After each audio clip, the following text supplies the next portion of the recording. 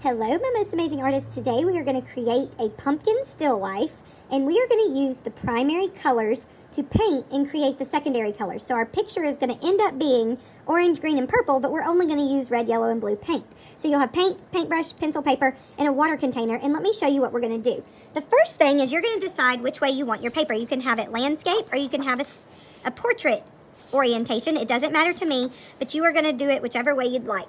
Now, let's see, I think I'm going to go this way. So what you'll do next is you're going to draw a pumpkin. Now you may want to practice on your messy mat before you draw on your paper, but you're going to take your pencil, and I like to draw an oval, just kind of like a skinny oval.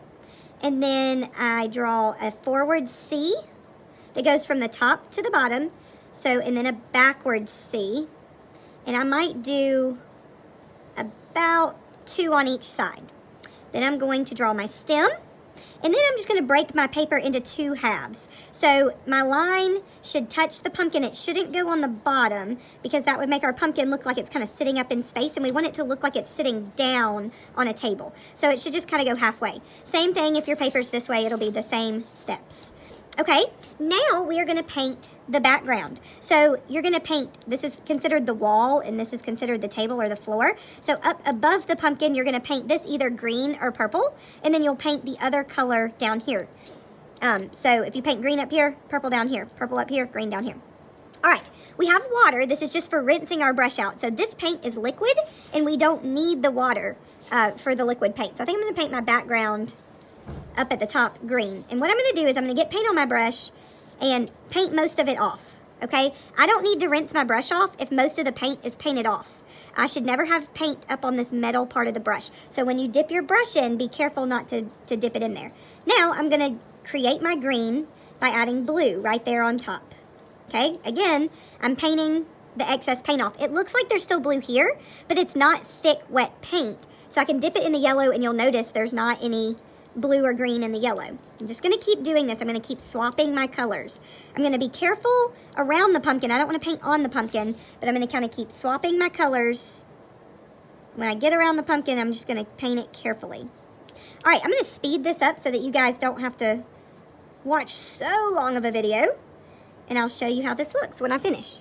Just keep alternating colors, blue, then paint yellow, wet into wet paint. The skill that you're working on is not using too much paint so that you don't have to rinse out your brush every time. You can see a little bit of blue, you can see more yellow on this side. That's fine. Your paint does not have to be a solid color. You can see different variations of the green. If you want it to be smooth, you can try to achieve that as well. Now, I'm about to try to paint purple down here using blue and red, so I do need to rinse out my brush because if I try to paint purple and I have green on my brush, it's going to create kind of a yucky color. So I am going to now rinse out my brush really well.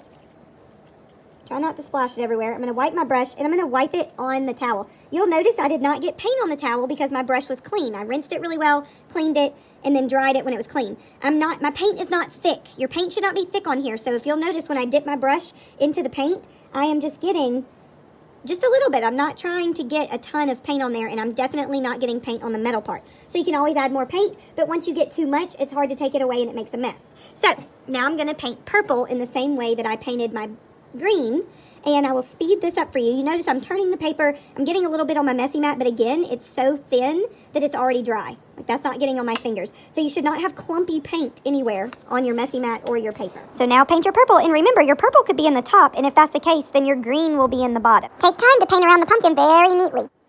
All right, I'm done for today. We will paint our pumpkins next week, so you really just need to draw your pumpkin, paint the top, paint the bottom. I will need to rinse out my brush really well. If I'm the last person at my table using the water, I will need to clean out the water, get fresh water in here. If you notice, I really never cleaned out my brush while I was painting the green. I only cleaned it out between painting the green and the purple. So you can do that. You waste a lot of paint if you get paint on your brush and then rinse it out. So try to get paint on your brush it off on your paper.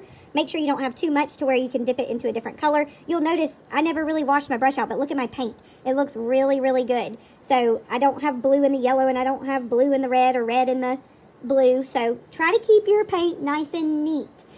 The key is to not get too much paint on your brush. That's how you do that. That's how you achieve that. So I want everyone working really hard to pay attention to how much paint they are getting on their brush. When you're done, we're going to place these on the drying rack. And if you recall, we placed 4 on the drying rack. So let's be sure that we do that.